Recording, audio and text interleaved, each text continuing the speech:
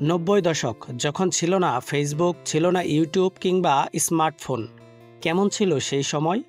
৯০ দশকে যাদের জন্ম তারা যেমন একদিকে অ্যানালগ যুগের শেষ প্রজন্ম, তেমনি ডিজিটাল যুগের উত্থানের সাক্ষী।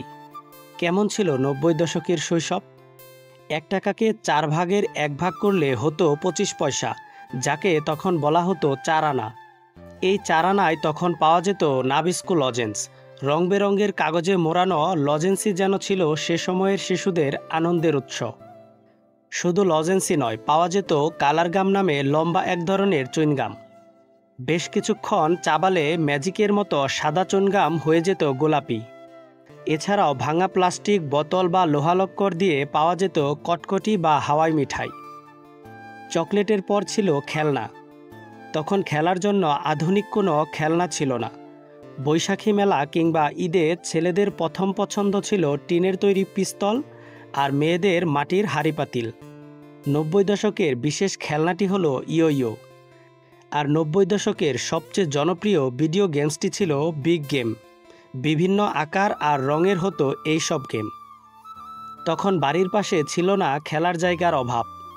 বিকেল হলেই শুরু হতো হইহুল্লোড় করে খেলাধুলা, কানামাছি, লুকোচুরি, ছোঁয়াছুঁয়ি কিংবা কপাল টোকা।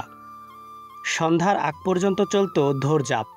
তবে বাবার কড়া নির্দেশ ছিল, মাগরিবের আজানের সাথে সাথে ফিরতে হবে বাসায়। বাসায় গিয়ে হাত মুখ ধুয়ে শুরু হতো পড়াশোনা।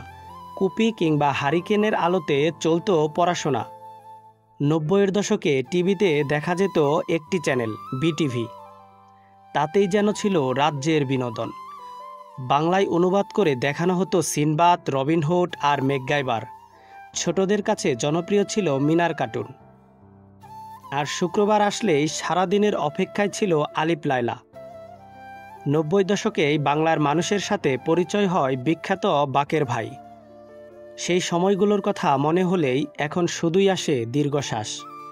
তবে ৯০ দশকেই জন্ম নেওয়া শিশুরাই প্রকৃত অর্থে উপভোগ করেছে তাদের শৈশব।